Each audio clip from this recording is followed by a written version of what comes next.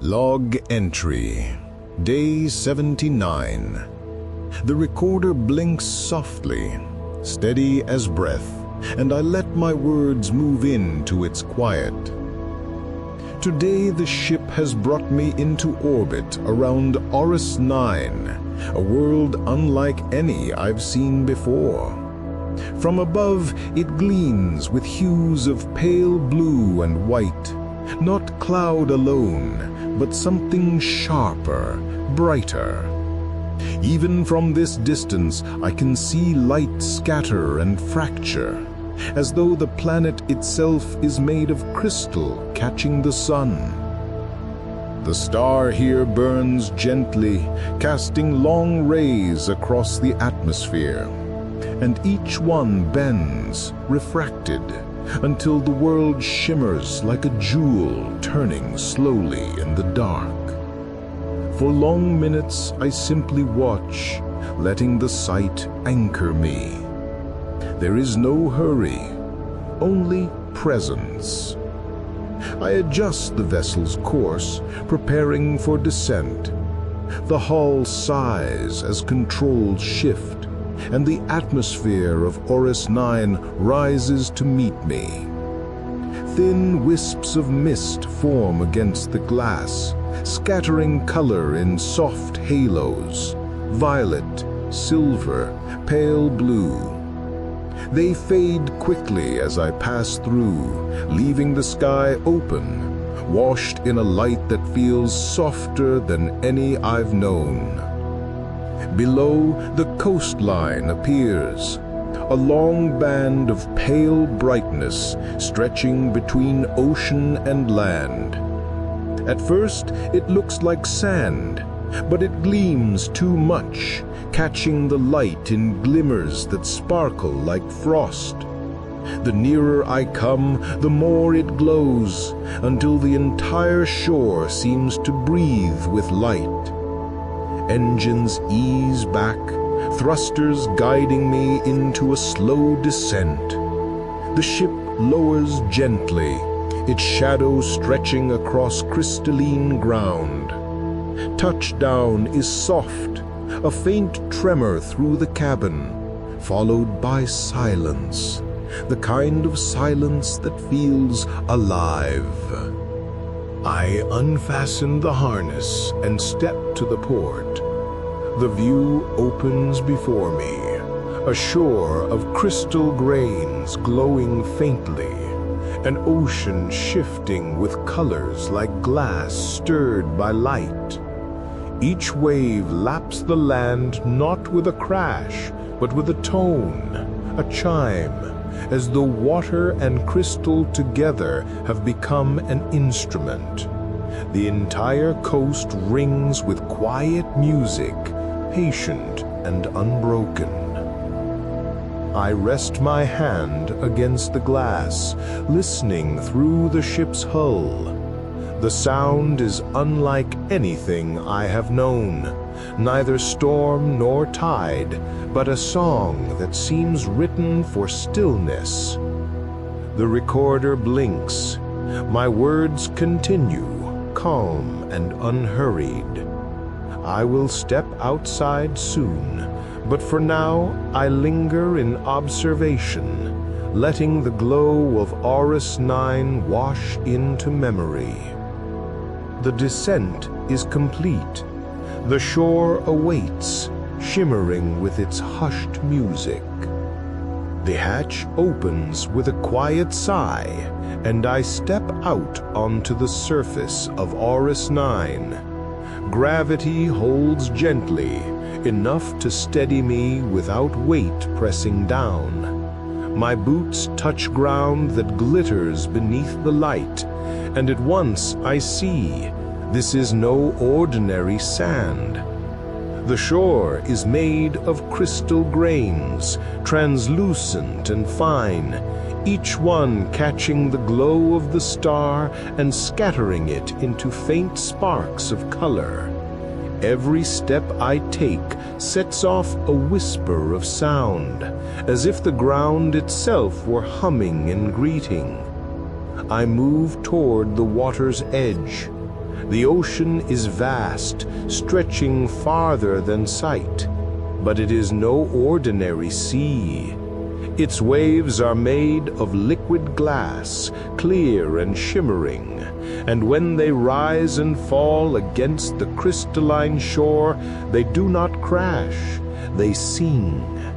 Each crest rings like a chime, a bell struck softly, its tone carrying into the air before fading into silence. Then another wave comes, and another tone joins, weaving a melody both endless and unhurried. I pause to listen, closing my eyes. The sound feels familiar, though no ocean on earth ever sang like this. It reminds me of standing on a shoreline at dusk, listening to waves roll in. The rhythm is the same, steady, soothing, but here sound becomes music, each note a reminder that the universe holds voices beyond our imagining. The recorder captures the faint resonance as I speak. The sea of Auris-9 is not water, but a choir. Its music is woven into every wave. My voice sounds hushed, respectful, as though not to disturb the melody that surrounds me. I kneel at the edge, letting gloved fingers brush against the crystals. They shift under touch, ringing faintly like struck glass. I scoop a handful and watch as light scatters through them, tiny rainbows spilling between my fingers before the grains fall back into place. The water laps closer, and when it touches the shore, the sound it makes is softer, almost like a sigh. I imagine if I pressed my hand into the liquid, it would ripple not only in shape, but in tone, a sound moving outward along with the wave. I think of earthly beaches, their sands warm beneath the sun, their waves carrying the scent of salt and seaweed. I think of sitting barefoot, listening to the endless rhythm of water meeting land. This place carries the same peace, though in another language. Auris-9 speaks in chimes instead of foam, crystal instead of sand, but the song it sings is one I recognize, the song of arrival, the song of welcome. I walk slowly along the shoreline. With each step, the crystal beneath me answers in faint tones, and the sea joins in, its waves creating harmonies with my path. It feels as though the world itself is composing a song to accompany me, a melody unplanned yet perfect. Farther down the coast, I see crystal spires rising from the sand, tall as trees, their edges glowing faintly in the sun. They seem to lean toward the ocean, their tips catching spray and scattering it in shards of light. The waves strike their bases gently, each impact ringing deeper, a bass tone beneath the higher chimes of the shore. Together, the spires and waves form chords that echo across the coast, filling the air with resonance. I stop and breathe deeply, letting the sound settle through me. The crystal shore is alive, not with movement, but with music. And in that music, there is no urgency, no demand, only invitation. An invitation to listen, to rest, to become part of the harmony that has played here long before I arrived and will continue long after I leave. The shore fades behind me as I move inland. Each step across the crystalline ground gives off a soft hum, low and resonant, as though the land itself remembers where I walk. The grains shift beneath my boots like sand, yet their sound is fuller, each one a note in an unseen composition. Ahead, the coast rises into cliffs of solid crystal, towering shapes that catch the sun and bend it into fractured beams. Colors spill across their faces, violet, amber, green, shifting slowly as the light changes angle. It feels less like a wall of stone and more like a cathedral, each surface a window painted by the universe itself. As I draw nearer, the air grows thicker with sound. The cliffs do not merely stand, they sing. A low vibration moves through them, resonating in harmony with the waves beyond. When the wind stirs, faint tones rise, as if the crystals themselves exhale. It is not music written by any hand, yet it carries the fullness of a symphony. Deep tones from the cliffs, mid-tones from the shore, high chimes from the spray of the ocean. I rest my hand against one of the formations. Even through the glove, I feel its hum, steady and calming, like the vibration of a distant bell still ringing. The sound moves up my arm and into my chest until it mingles with my own heartbeat. For a moment, it feels as though I am not listening to the crystal. I am part of it, one voice in its quiet song. Between the cliffs, small gullies and crevices open, filled not with dust, but with living growth. Strange plants cling to the surfaces, their leaves translucent like thin sheets of glass.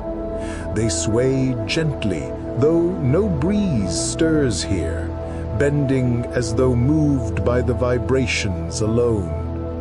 When they brush against each other, they make a sound like wind chimes, delicate and soft, a chorus of whispers. I kneel to examine one. Its stem glows faintly from within, a pale green light that pulses slowly. The leaves are cool to the touch, smooth yet fragile, and when I let my fingers slide along one edge, it releases a single clear note ringing into the air before fading.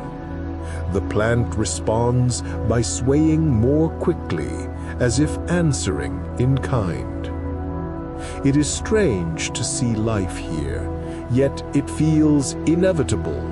The crystal itself seems alive, resonating, vibrating. It makes sense that life would grow in rhythm with it, shaped not by water or soil, but by sound. These plants do not need to call out. They are the call, each note a part of the greater harmony of Auris-9. I sit back against the base of the cliff and close my eyes. The sound surrounds me, the deep resonance of the stone, the delicate chimes of the leaves, the faint song of the ocean still carrying from behind. It is not silence, yet it brings the same peace. It is presence, every part of the world adding to the whole. I think of forests on Earth, their canopies alive with rustle and bird call, the ground softened by moss and soil. They too had music, not always heard, but always there. The whisper of branches, the hum of insects, the crackle of leaves underfoot, all part of a song too vast to be written. Auris-9 carries the same truth, only here the instruments are crystal and light. When I open my eyes, I see the cliffs shining with refracted colors, the plants swaying gently, the air trembling with resonance. The world does not perform for me, it simply exists. And in its existence, it teaches me again how to listen, how to notice, how to let stillness speak. The recorder's light blinks, capturing the entry. I rise slowly, brushing crystal grains from my boots, and step further inland. The cliffs bend toward a valley where the light grows softer, dimmed by high towers of crystal leaning close together. From their shadows, something glimmers faintly. Movement, but not of wind or plant. I pause, watching. Shapes drift just above the ground, luminous, patient, waiting. The valley opens into a wide basin, its floor made of pale crystal sand. Shadows from the towering cliffs lean across it, yet the space is not dark. Dozens of small lights hover just above the ground, glowing faintly in shifting hues of blue and gold. At first, I think they are reflections, tricks of the fractured sunlight. But as I step closer, the lights drift with me. They move slowly, deliberately, like luminous spheres suspended in air. Each is no larger than a handspan, their edges soft, their glow pulsing in rhythm with something unseen. I pause, careful not to disturb them. One floats nearer, its glow brightening slightly as though curious. It hovers at eye level, turning gently as if studying me in return. No wings, no sound of flight, only a calm suspension, a presence made of light itself. The recorder blinks as I whisper, "They are alive." The words feel small compared to the moment. More gather, drifting closer until I am surrounded. Their glow does not blind, it soothes, casting the valley in a warm, gentle radiance. Each one pulses at a slightly different rhythm, yet together their lights form a slow harmony, like lanterns flickering in a patient breeze.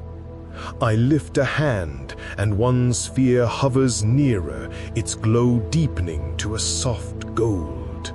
It lingers there, not touching, but close enough that the faint warmth of its light brushes against me. Then, slowly, it drifts upward, circling once before returning to its steady hover. There is no fear in them, no urgency, only calm presence, as if they are content simply to exist, to be seen, to share their glow. I step further into the valley, and the spheres move with me, parting slightly, then reforming as though guiding me deeper. The crystal floor beneath my boots hums faintly with each step, and the spheres pulse brighter in response. It feels like a conversation without words, my movements answered by their light. At the far edge of the basin, the ground slopes toward shallow water. The sea reaches into the valley here, its surface clear and shimmering. Beneath it, larger forms drift, creatures shaped like flowing ribbons of light. They move in slow patterns, weaving around each other in loops and arcs, glowing pale blue and white. Their bodies ripple as though made of liquid light, each curve bending and folding gracefully. When the ribbons pass near the shore, their glow resonates through the water, sending faint chimes ringing along the crystal sand. The spheres in the air answer with brighter pulses, as if the two forms of life are communicating, one in sound, the other in light. I kneel at the edge, watching. The ribbons move close, their glow surrounding me in a shifting halo. One pauses, curling upon itself, releasing a soft shimmer that spreads like starlight across the water's surface. The sound that follows is low, resonant, calming, like a note struck upon the deepest crystal. I cannot say if it is greeting, acknowledgement, or simply existence, but it feels shared, and I let it settle within me like a gift. The spheres hover nearer, pulsing brighter. The valley is alive with gentle radiance, above, below, all around. Yet the presence is not overwhelming. It is tender, deliberate, as though this world has chosen not to display its wonders, but to share them carefully, patiently, in rhythm with my own stillness. I whisper again, not for record, but for the silence to hold. You are beautiful.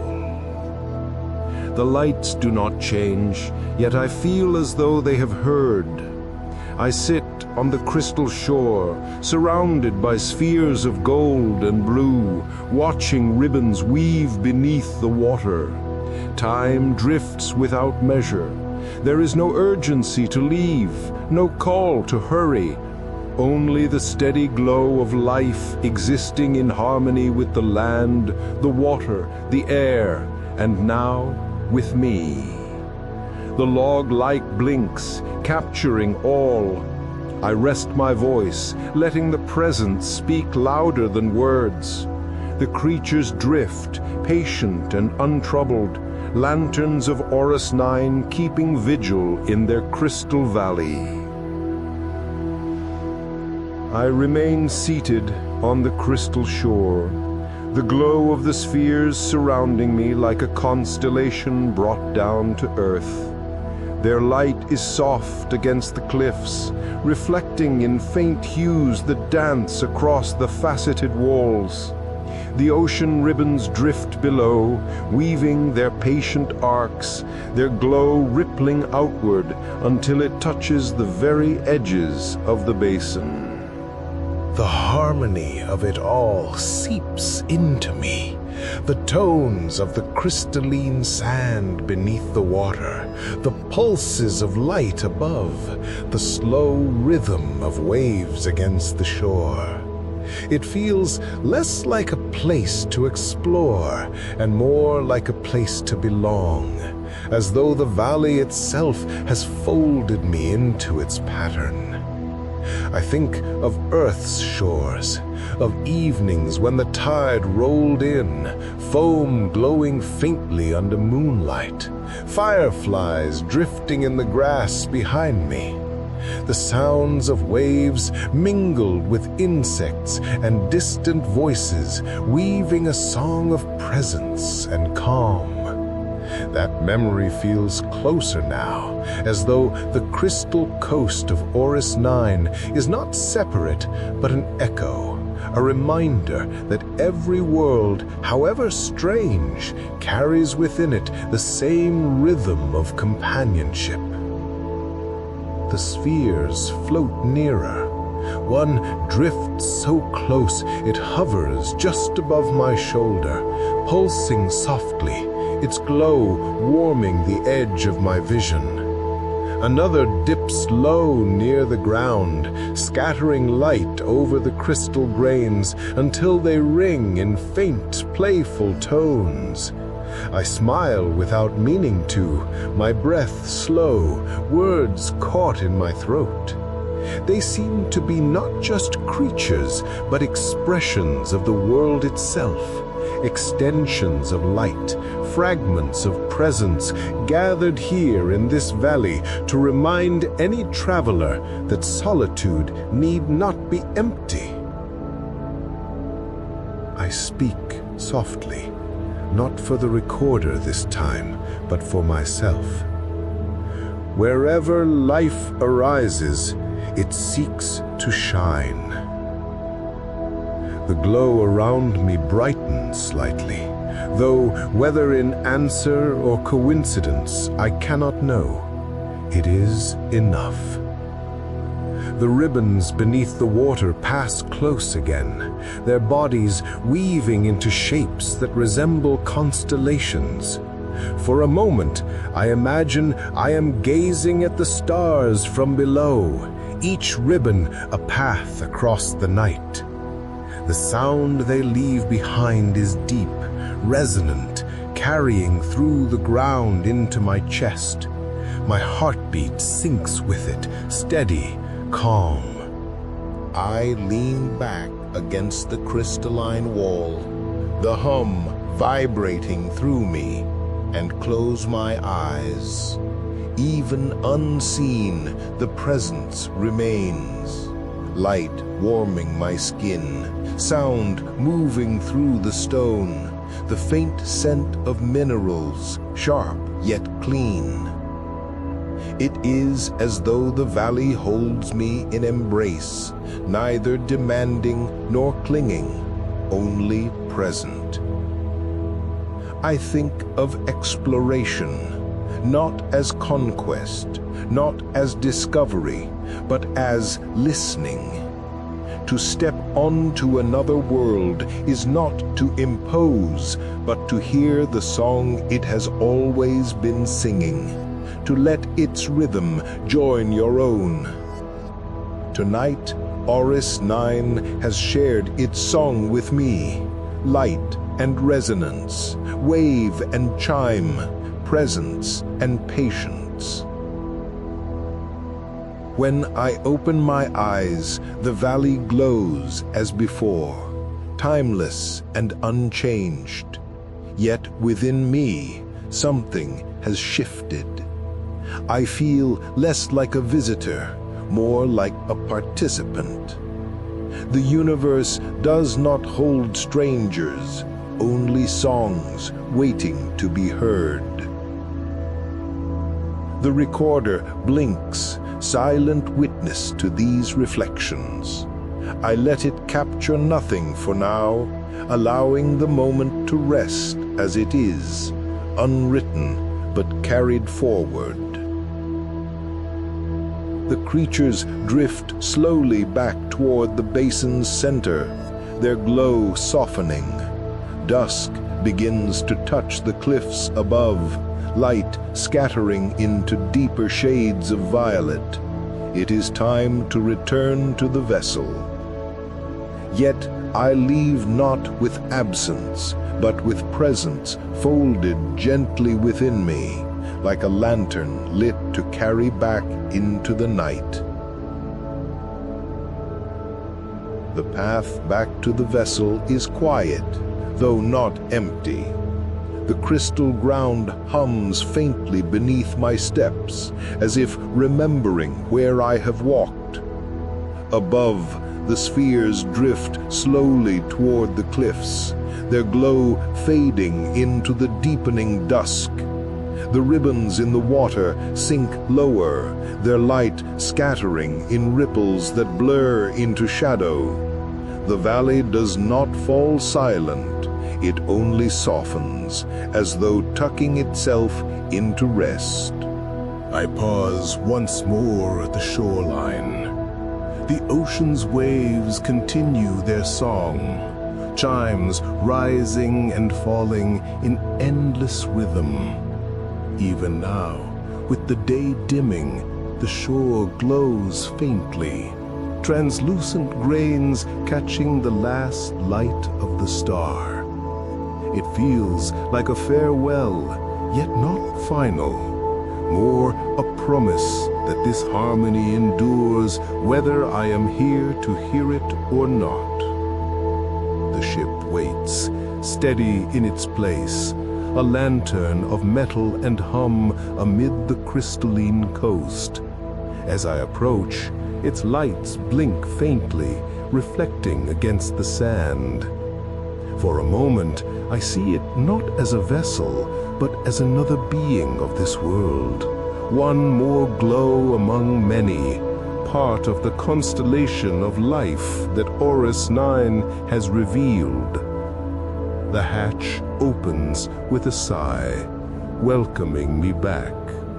Inside, the cabin is dim, panels glowing softly in patient rhythm. I secure my gear, brush crystal dust from my boots, and let the silence of the ship merge with the lingering tones of the shore. I take a final look through the port. The coastline stretches into distance, spires catching the last traces of light. The valley beyond is still faintly aglow, spheres drifting like stars fallen to earth, ribbons weaving their silent constellations below the water's surface. The memory is already part of me, carried like starlight across time. The recorder blinks, waiting. My voice is soft when I speak. Auris-9 sings in crystal and light. Its shores remind me that the universe is filled not with strangers, but with songs waiting to be heard. Tonight, I carry its music with me into rest. The light glows once in acknowledgement, then stills. I move into the berth, fastening the harness lightly across my chest.